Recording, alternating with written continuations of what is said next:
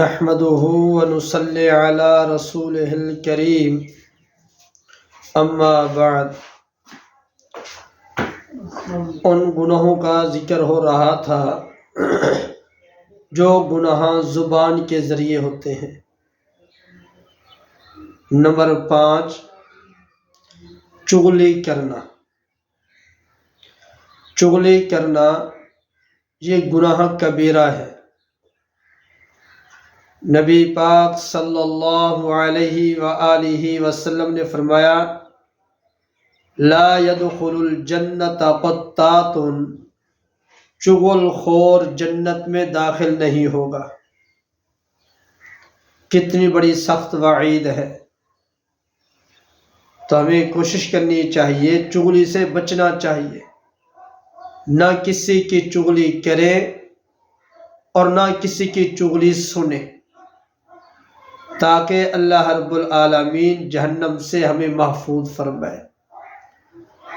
نبی پاک صلی اللہ علیہ وآلہ وسلم جا رہے تھے، راستے میں قبریں پڑی تھی۔ حضور صلی اللہ علیہ وسلم نے فرمایا، ان دونوں قبروں پر اللہ کا عذاب آ رہا ہے۔ ایک قبر پر عذاب اس لیے کہ وہ پیشاب کے چھینٹوں سے نہیں بچتا تھا۔ جس طرح آج بے احتیاطی ہوتے ہیں، جا کے بیٹھ جاتے ہیں، پیشاب کے چھینٹے جو ہوتے ہیں وہ پیشاب کے چھینٹے کپڑوں پہ پڑتے ہیں، جسم پہ پڑتے ہیں، احتیاط نہیں کرتے۔ پیشاب کے چھینٹوں سے نہ بچنا، اس کی وجہ سے قبر میں عذاب ہو رہا تھا۔ اور دوسری قبر پر عذاب یہ ہو رہا تھا، اس وجہ سے ہو رہا تھا، وہ چغل خور تھا۔ کتنی سخت وعید ہے، چغلی کرنے والا جہنم میں جائے گا۔ نبی پاک صلی اللہ علیہ وآلہ وسلم کے زمانہ میں دو عورتوں کی کیفیت یہ ہو گئی کہ وہ مرنے کے قریب تھی لیکن مرتی نہیں تھی۔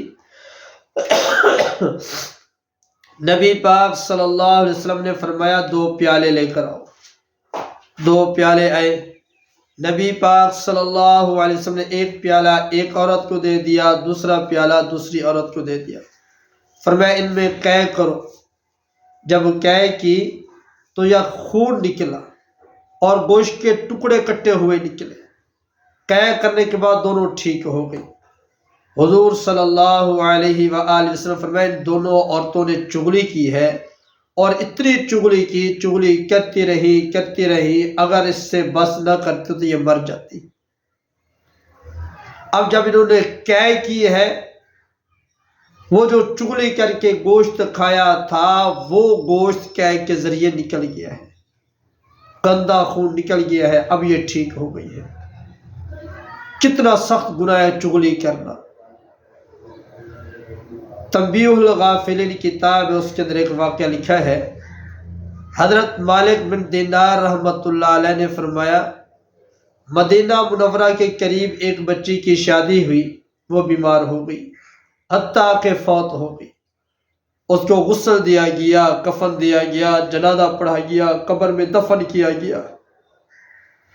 اس بچی کی قبر میں اس کے بھائی کی کوئی قیمتی چیز رہ گئی تھی۔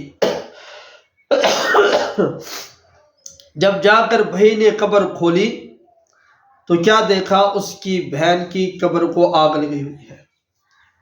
اس کو اپنی چیز بھول گئی، روتا ہوا، دوڑتا ہوا، بھاگتا ہوا اپنی ماں کے پاس آیا، امی یہ بتاؤ میری بہن کیا کرتی تھی؟